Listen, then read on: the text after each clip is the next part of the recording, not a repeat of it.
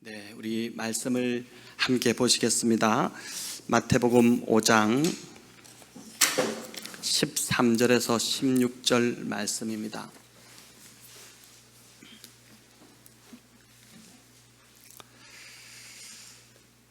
네, 마태복음 5장 13절에서 16절 우리 한 절씩 교독하도록 하겠습니다.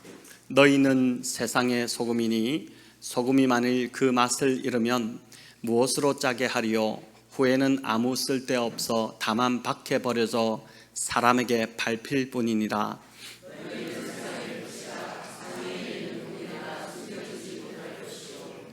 사람이 등불을 켜서 말 아래 두지 아니하고 등경 위에 두나니 이러므로 집안 모든 사람에게 비추느니라. 이같이 너희 빛이 사람 앞에 비치게 하여 그들로 너희 착한 행실을 보고 하늘에 계신 너희 아버지께 영광을 돌리게 하라. 아멘. 네, 소금이요 빛이라, 이 말씀으로 함께 은혜를 나누고자 합니다. 우리 지난주까지 이제 9번에 걸쳐서 전한 그 팔복의 말씀을 마치고 이제 오늘부터는 이제 매주 금요 기도회에서 산상수훈의 설교 말씀을 전하려고 합니다. 산상수훈 또는 산상설교라고 불리는 이 주옥 같은 말씀들은 마태복음 5장에서 7장까지 이제 주님이 말씀하신 그 11가지 주제의 말씀들입니다. 그러니까 11번 정도를 산상수훈의 설교로 금요일 날 이제 저와 여러분 함께 하게 될 것입니다. 오늘은 그 첫 번째 주제로 소금과 빛에 대한 말씀을 나누고자 합니다. 13절, 14절을 보면 주님은 애두르지 않으시고 너희는 세상의 소금이다, 너희는 세상의 빛이다 라고 말씀하고 있습니다. 너희가 세상의 소금이 되라, 또 빛이 되라 이렇게 하시지 않았고 너희가 앞으로 소금이 될 것이고 앞으로 또 빛이 될 것이다 라고도 하지 않았습니다. 주님은 현재형을 사용하셔서 너희는 소금이다, 너희는 빛이다 라고 단언하고 계십니다. 자, 그렇다면 여기서 주님이 말씀하는 너희는 누구일까요? 1차적으로는 누구를 가리킬까요? 12제자들을 가리키겠죠. 그리고 또한 제자들을 통해 복음을 듣고 하나님의 자녀가 된 저와 여러분, 우리 모두를 말하기도 합니다. 자, 그런데 이 말을 들었던 제자들 입장에서 우리가 좀 서볼 필요가 있는데, 제자들 입장에서는 자신들이 세상에 비치고 또 소금이라고 하는 이 말이 상당히 좀 부담스럽게 들리지 않았을까, 그렇게 생각이 됩니다. 제자들은 이제 갓 예수님께 부름받고 따르기 시작한 자들입니다. 주님으로부터 본격적인 어떤 훈련도 받지 않았고 또 특별한 무슨 능력도 아직 받지 않았습니다. 제자들은 이 부패하고 어두운 세상에 소금과 빛의 역할을 감당하기에는 보니까 너무 연약하고 초라해 보입니다. 제대로 배우지도 못했고 갖추지도 못했습니다. 또 이렇게 별 볼 일 없는 사람들을 그런데 이런 별 볼 일 없는 사람들을 앉혀놓고 마치 세상의 운명이 그들의 어깨에 달려 있는 것처럼 말씀하시는 주님이 선뜻 이해가 안 되기도 합니다. 그런데 저와 여러분 역시 마찬가지입니다. 우리 역시 제자들과 별반 다를 바가 없습니다. 거대한 세상 앞에서 작고 초라한 자들이고 내 문제 하나도 제대로 감당 못해서 허덕이고 있는 부족하고 참 연약한 자들이 바로 저와 여러분들입니다. 그런 우리가 어떻게 이 부패하고 어두운 세상에 소금과 빛의 역할을 감당할 수 있을까요? 사람들 보고 내가 말씀을 들었는데 내가 소금이고 빛이래, 내가 소금이고 내가 빛이야 이렇게 하면은 너나 잘하세요 그런 말 하지 않겠습니까? 하지만 주님은 이런 제자들과 우리를 향해 너희는 세상의 소금이다, 너희는 빛이다 이렇게 말씀하십니다. 마치 너희만 믿는다, 너희마저 없다면 이 세상에는 소망이 없다, 절망이다 이렇게 말씀하시는 것처럼 들립니다. 복음을 듣고 예수님을 믿어 물과 성령으로 거듭난 저와 여러분은 이미 소금과 빛이 되었다는 것입니다. 이것이 우리의 실존이고 또 정체성이라는 것입니다. 우리가 어떤 일을 하건 사회적 지위가 어떠하건 또 많이 배웠건 그렇지 않건 그런 것에 관계없이 성령께서 우리 안에 거하시게 되면 그때부터 우리는 부패하고 어두운 세상에 소금과 빛의 역할을 하는 자들이 된다는 것입니다. 그래서 기독교인이 된다는 것은 굉장히 위대하고 영광스러운 그러한 일이 되는 것입니다. 소금과 빛처럼 세상에서 가장 소중한 존재가 되는 것입니다. 저와 여러분 오늘 이 말씀을 통해 우리의 가치를 새롭게 좀 인식하는 그런 은혜가 있기를 바랍니다. 자, 그렇다면 이제 먼저 소금에 대해서 좀 더 자세히 살펴보겠습니다. 소금은 예수님 당시만 해도 매우 귀했습니다. 어느 정도 귀했냐면 고대 로마에서 군인들에게 봉급을 줄 때 봉급 중 일부는 이제 소금으로 지급이 되었다고 합니다. 그런 소금을 이제 살라리움이라고 했는데 이 살라리움에서 봉급을 뜻하는 셀러리라는 단어가 나왔습니다. 이 셀러리가 살라리움에서 기원이 된 단어입니다. 고대에서 소금이 중요했던 이유는 무엇보다 이제 부패를 방지하는데 소금이 탁월한 역할을 했기 때문입니다. 오늘이야 뭐가 있습니까?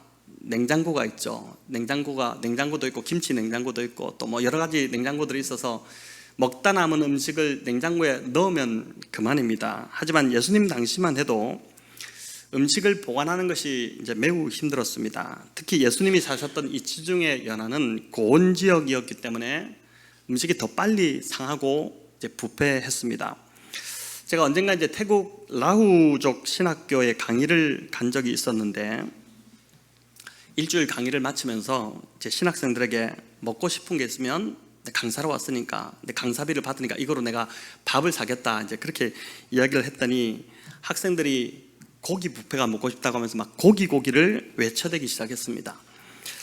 보니까 우리도 그렇고 태국도 이제 10대, 20대는 이제 고기가 답인 것 같습니다. 당시 1인당 이제 그 입장하는데 이제 입장료를 내면 이제 마음껏 먹을 수 있는데 입장하는데 비용이 이제 100바트였는데 한국 돈으로 한 3,000원 정도였습니다. 30명 정도를 데리고 왔는데 그래봐야 이제 10만 원 정도였으니 크게 이제 부담이 되지 않는 금액이었죠. 그런데 이제 치앙마이 고기 뷔페가 한국 고기 뷔페와는 비교가 안 될 정도로 괜찮았습니다. 저는 뭐 있겠나 이렇게 하고 갔는데 정말 괜찮았습니다. 종류도 다양하고 과일도 이제 열대 과일들이 많이 나왔다 보니까 정말 이제 푸짐하게 보이는데 무엇보다도 고기가 정말 맛있었습니다. 왜 이렇게 맛있나 싶어서 이제 물어보니까 선교사님께 물어보니까 우리와 달리 우리 한국과 달리 거기는 고기를 무조건 이제 생고기 방금 도축한 생고기를 쓴다는 것이었죠.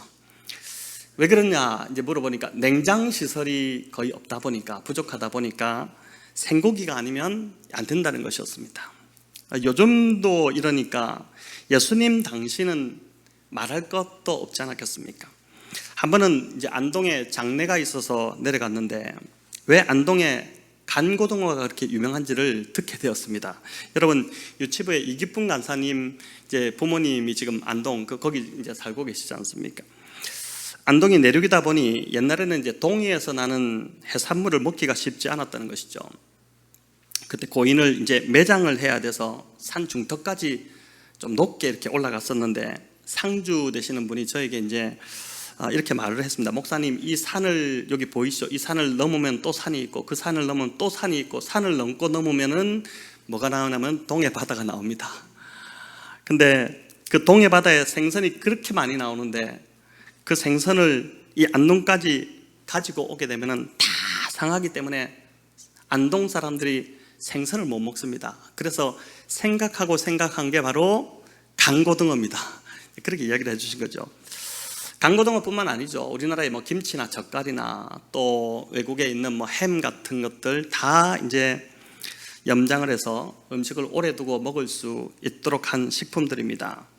여러분 이처럼 그리스도인이 세상의 소금이라는 것은 세상의 부패를 막는 장치로 성도와 교회를 세상에 두셨다는 그런 의미입니다. 소금에 또 하나의 중요한 역할이 있습니다. 뭘까요? 음식의 맛을 내게 하는 것이죠. 소금 간은 모든 음식에 풍미를 더합니다. 소금이 빠지면 음식이 완성되지 않습니다. 그래서 설렁탕이나 곰탕 같은 것들 아무리 좋은 재료로 맛있게 끓여냈다 하더라도 먹기 전에 소금을 치지 않으면 어떻게 됩니까? 맛이 완성이 되지 않죠. 그래서 그리스도인이 세상의 소금이라는 이 말은 그리스도인은 그 삶으로 세상을 살맛나게 만드는 자들이라는 그런 뜻입니다. 불평과 불만과 짜증으로 가득한 이 세상에서 그리스도인은 사랑과 우정과 배려와 또 친절과 화평과 겸손 그리고 온유와 감사함으로 살맛나게 세상을 만드는 자들, 바로 그들이 그리스도인들이라는 것이죠. 저와 여러분 이런 소금 같은 자들 되시기를 바랍니다. 분위기가 참 좋던 자리에 내가 나타남으로 인해 갑자기 얼어붙고 경직되고 걱정거리가 생기고 그래서 사람들이 그 자리를 막 떠나는 그런 것이 아니라 오히려 나로 인해서 공동체가 막 생기가 돌고 신바람이 나고 내가 나타나면 사람들이 다 막 좋아하고 그런 소금 같은 자들 되시기를 바랍니다. 자, 그런데 소금이 맛을 내려면 반드시 거쳐야 하는 과정이 있습니다. 뭘까요? 그게 녹는 거죠. 그렇죠, 맞습니다. 녹아져야 됩니다. 소금은 이제 녹아야 맛이 나고 소금이 녹아야 음식도 부패하지 않게 됩니다. 녹지 않고 그대로 있으면 음식에 어떤 맛도 내지 못합니다. 음식의 맛을 내기 위해서는 소금은 반드시 녹아져야 합니다. 그래서 소금의 운명은 보니까 사라지는 것입니다. 소금의 형태가 완전히 사라져야 소금이 제 기능을 온전히 다하게 됩니다. 주변에 분명한 변화를 이제 소금이 일으키지만 자신은 조용히 소리 없이 사라지는 역할, 바로 그게 소금의 역할이라는 것입니다. 만약 소금이 녹지 않고 점점 굵어지고 더 강해진다면, 여러분 그런 소금이 없겠지만 이제 소금이 녹지 않고 소금을 음식에 넣었는데 녹지 않고 더 굵어지고 더 강해진다면 여러분 어떻게 될까요? 음식과 전혀 상관이 없게 되고 더 이상 그 소금은 쓸모가 없게 되지 않겠습니까? 그래서 버려지게 될 것입니다. 음식에 소금 덩어리가 소금을 넣었는데 소금을 쳤는데 녹지 않고 그대로 다 남아있다면 보기에도 음식이 참 값어치가 떨어져 보이지 않겠습니까? 소금은 이제 음식에 뿌리면 이제 자신이 녹지 않기 위해 몸부림치지 않습니다. 그런 소금 보지 못했죠. 녹지 않으려고 막 사투를 벌이는 소금은 없습니다. 그저 소리 없이 흔적 없이 녹아져서 사라집니다. 그렇게 될 때 음식은 훌륭한 맛을 내게 되고 또 부패도 방지하게 되는 것입니다. 주님은 저와 여러분이 바로 소금이라고 하셨습니다. 소금과 같은 자들은 공동체 속에서 녹아져서 전혀 그 모습이 드러나지 않는데도 맛을 내는 역할을 합니다. 공동체를 살맛나게 만듭니다. 여러분 그런 사람이 진짜 그리스도인인 것이죠. 타락한 인간은 어떻습니까? 죄성을 띠고 있어서 자꾸만 자신이 드러나려고 합니다. 자신이 잘한 것에 대해서 남이 알아주기를 바랍니다. 하지만 내가 녹아 없어져야 공동체의 맛이 살아나기 시작합니다. 자꾸 내가 드러나고 내가 살아 있으려고 하면 절대 공동체는 맛을 낼 수가 없는 것입니다. 요리로 말한다면 다들 어떻겠습니까? 기억에 남는 그 훌륭한 요리 재료로 남기 원하죠. 흔적도 없이 사라지는 소금이 되기를 원치 않습니다. 그런 존재가 되지는 않습니다. 하지만 소금은 녹아야지만이 맛이 난다는 것입니다. 13절에서 주님은 이제 소금이 맛을 잃으면 밖에 버려질 뿐이다 이렇게 말씀하셨습니다. 우리 13절을 같이 한번 읽어보겠습니다. 너희는 세상의 소금이니 소금이 만일 그 맛을 잃으면 무엇으로 짜게 하리요? 후에는 아무 쓸데없어 다만 밖에 버려져 사람에게 밟힐 뿐이니라. 아멘. 소금이 짠맛을 잃으면 아무짝에도 쓸모없게 된다는 것입니다. 걸음으로도 못 씁니다. 그래서 내다 이제 버릴 수밖에 없고 그렇게 되면 사람에게 밟히게 될 뿐이라는 것이죠. 소금이 맛을 잃었다는 것은 그리스도인들이 이제 자신의 정체성을 망각하고 본분에 맞지 않게 살아간다는 뜻입니다. 이제 제자로 따진다면은 제자들 중에 가룟 유다가 이제 그런 자였다고 할 수 있죠. 우리 그림을 한번 띄워봐 주시기 바랍니다. 여러분, 이 그림은 이제 우리가 잘 아는 그 레오나르도 다빈치의 최후의 만찬입니다.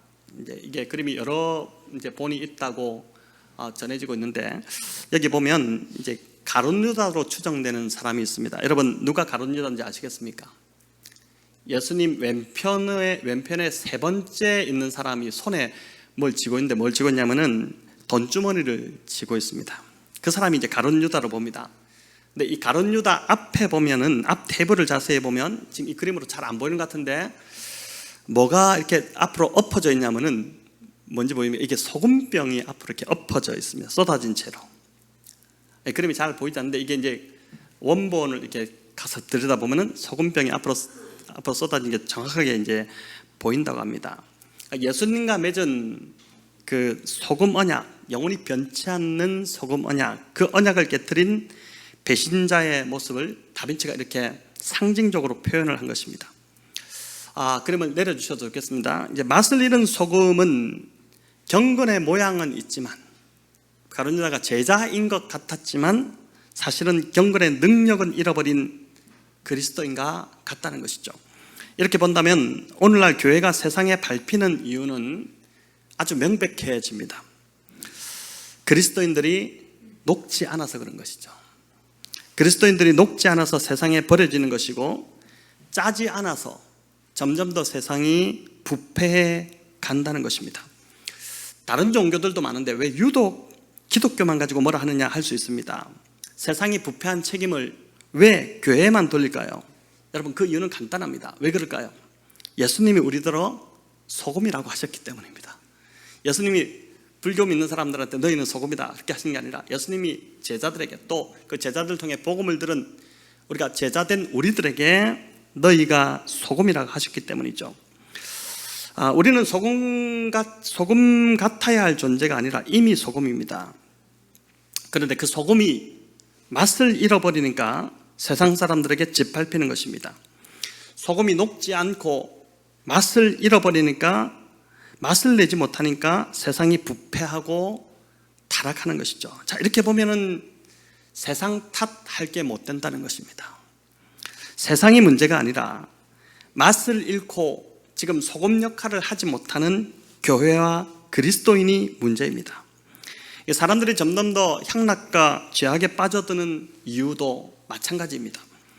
세상 사는 맛을 이제 느끼지 못하니까 자꾸만 죄를 짓고 향락에 취하게 되는 것입니다.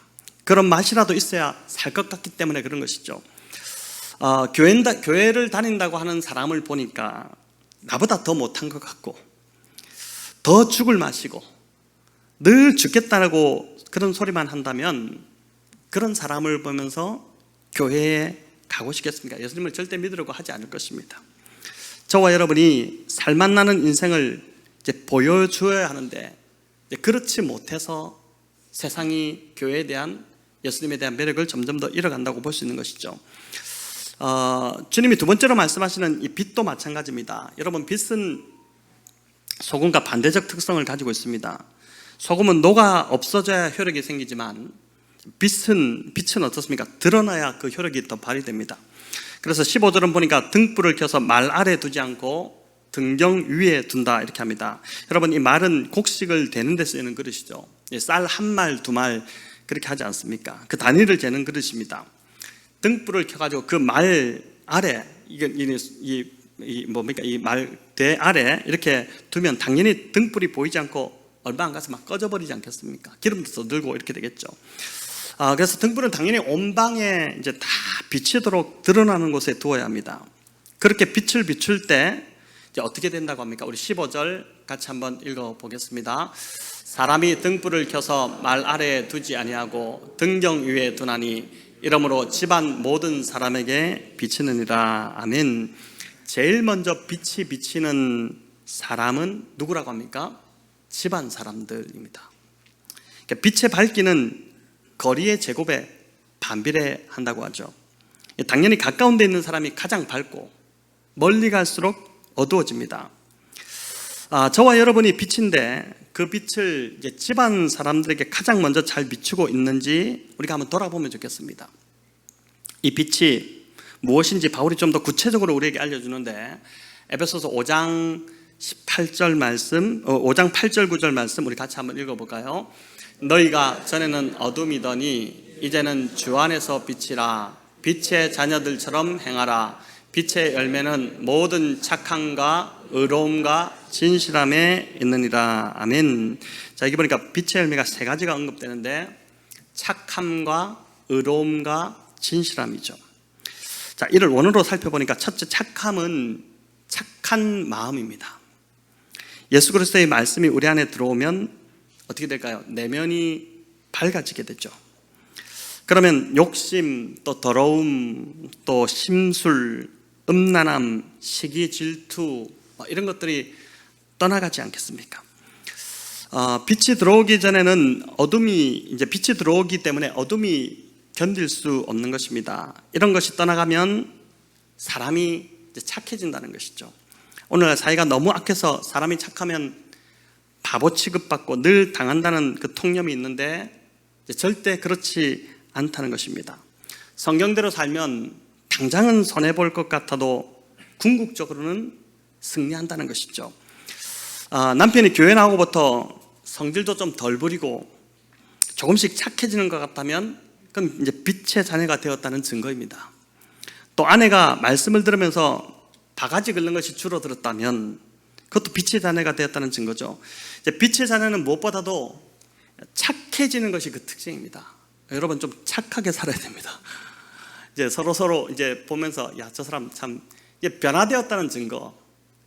못됐지 않고 진짜 못됐다 저 사람 이게 아니고 착해지는 것, 그게 이제 빛의 자녀가 되었다는 증거입니다. 두 번째는 의로움인데 이는 외적으로 나타나는 행동입니다. 이제 사람이 착하다고만 해서 뭐든지 바보같이 다 받아주지 않습니다.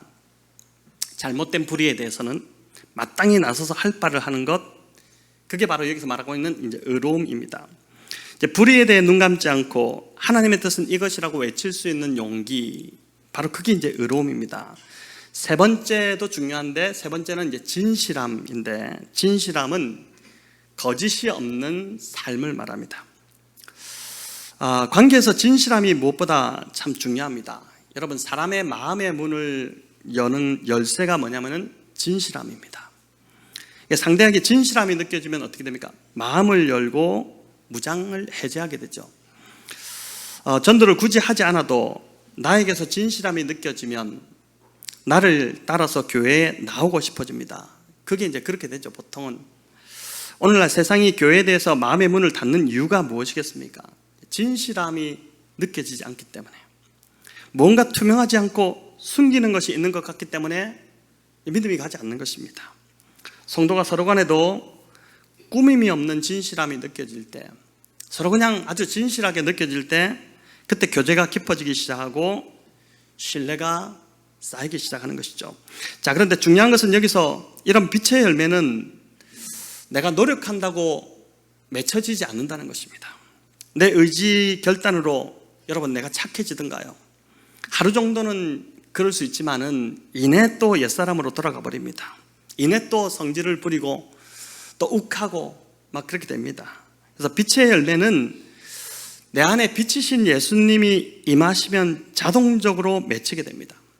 말씀을 듣고 읽고 묵상하면서 말씀의 빛이 계속 임하게 해야 되는 것이죠. 그 빛이 임하면 자연스럽게 저절로 이제 착함, 의로운 진실함의 이 열매가 맺히기 시작하는 것입니다. 여러분 매주일 드리는 공예배가 그래서 중요합니다. 주일 예배도 그렇고 또 금요기도회, 오늘 같은 이런 금요기도회도 그렇고, 그리고 새벽기도에도 여러분 그런 예배의 자리에 앉기만 해도 말씀이 있기 때문에 또 기도가 있기 때문에 빛이 임하게 되는 것입니다. 이 빛이 임하면 자연스럽게 열매가 맺히는 것이죠. 계속해서 우리가 말씀 가운데 우리 자신들을 노출할 때 그때 우리 자신이 이런 빛의 열매가 맺히게 된다는 것입니다. 여러분 빛이 집안 사람들에게 가장 먼저 비친다면 이제 빛을 비추는데 이제 그 빛이 집안 사람들에게 다 이제 비추게 되는데 착함, 의로운 진실함을 우선적으로 나타내야 될 사람은 누구겠습니까? 바로 나의 가족이고 그리고 가까운 곳에 있는 사람들일 것입니다. 따뜻하게 가장 잘 대해줘야 할 사람이 바로 가족이고 또 직장 동료고 이웃인 것이죠. 교회도 멀리 있는 선교사님들 그들에게 빛을 비추고 그들을 섬겨야겠지만은 무엇보다 가장 가까운 교회가 있는 지역부터 우리가 교회가 여기 있는데 여기서 가장 가까운 곳부터 빛이 비추어져야 되지 않겠습니까? 그게 바로 이제 제가 볼 때는 솔로몬 프라자 우리 이 교회가 있는 이곳에 상인들이 그 첫 번째 대상일 겁니다. 제가 이제 며칠 전부터 우리 옆에 계신 옆에 직원 여직원이 이제 504호 이 배달라이더 직원이 계신데 이제 보게 되면은 커피를 내리다가 커피 혹시 한 잔 드시겠습니까? 원두 커피 원두가 참 맛있는데 이거 한 잔 드시겠습니까? 그러면 이제 그분이 좋습니다 주십시오 이러더라고요. 그래서 커피를 한 잔 맛있게 뽑아서 드리고 오늘 아침에도 또 커피 드시려니까 좋다고 이렇게 나오셨습니다. 그래서 커피를 드리고 제가 이제 얼마 계시지는 않겠지만은 안타깝지만은 계실 때까지 커피 원하시면 언제든지 오십시오. 이제 커피를 드리겠습니다. 그런 얘기를 드렸는데 말이 아니라 선한 행실로 다가가야 되는데 이제 저도 이게 이제 계속 고민인 것이죠. 어떻게 말이 아니라 이 선한 행실로 다가갈까? 이게 이제 그냥 하면은 사실 행위밖에 안 되는데 사랑이 있어야 되지 않겠습니까? 그죠? 진짜 우리 안에 하나님의 사랑이 부어져야지. 여기 계신 분들을 볼 때마다 그 사랑하는 마음, 그래서 그들이 복음이 없어서 죽어가는 것이 너무 안타까운 마음, 그런 마음이 우리 안에 부어져야지만이 그런 마음에서 나오는 행동은 그거는 행위가 아니라 정말 사랑인 것이죠. 그렇게 이제 그게 저의 여기 있으면서 늘 고민이기도 하고 오가면서 늘 여기 바라보는 사람들 기도는 하는데 어떻게 접근할까 이런 고민들인 것입니다. 우리가 공간을 마련하기 위해 고민하고 기도도 해야겠지만 오늘 우리 강사님 또 이제 그렇게 기도하시기도 했지만 정말 고민해야 하는 것은 바로 믿지 않는 주변 이 사람들에게 어떻게 이 선한 행실로 다가가야 하는지 그게 이제 우리의 고민이 되어야 할 것입니다.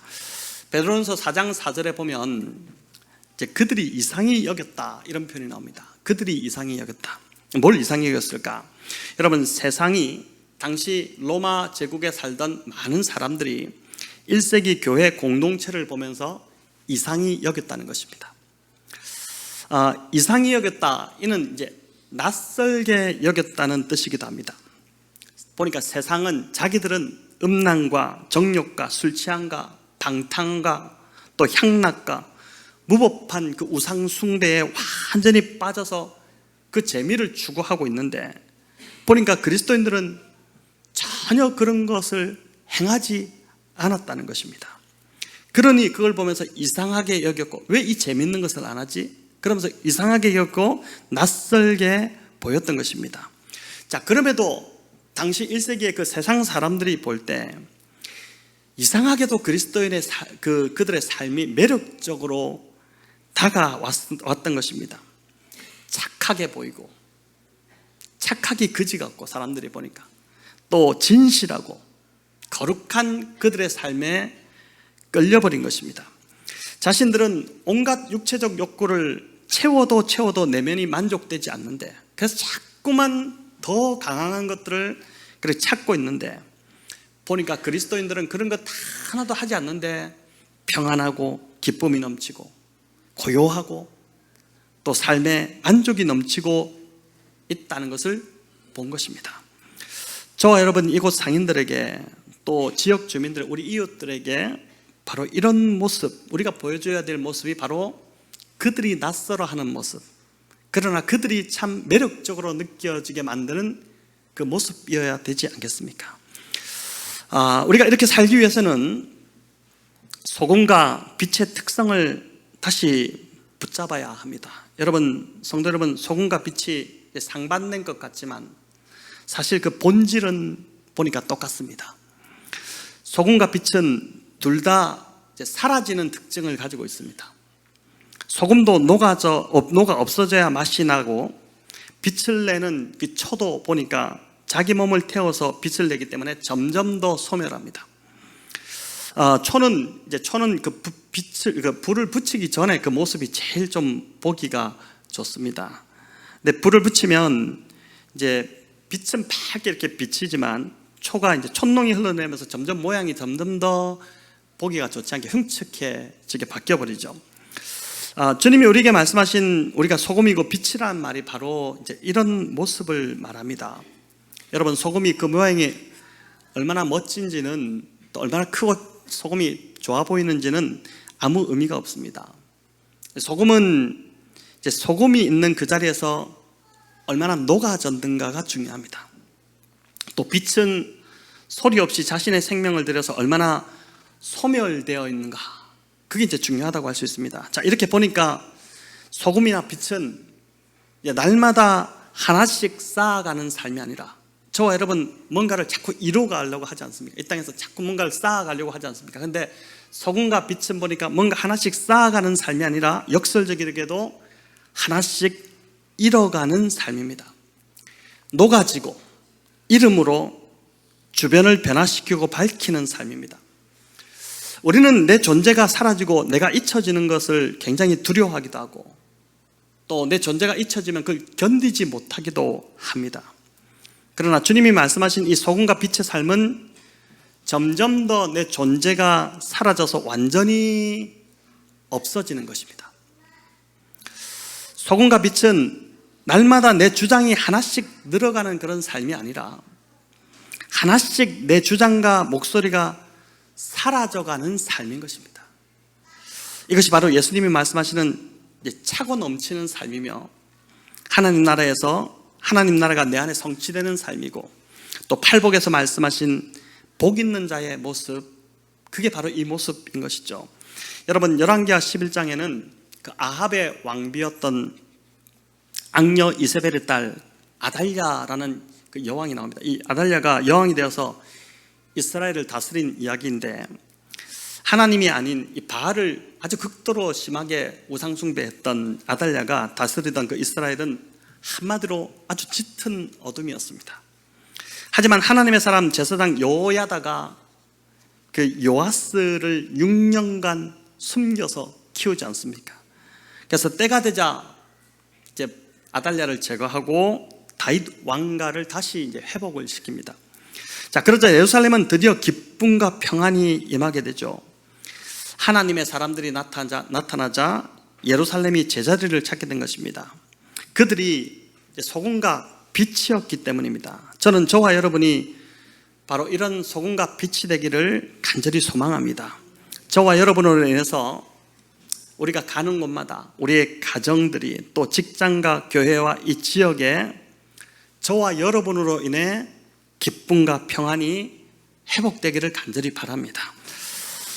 세월이 흐를수록 더 드러나고 더 뭔가를 쌓아가고 더 이루고 이런 것이 아니라, 오늘 이 소금과 빛이 참 신비롭다는 생각이 들지 않습니까?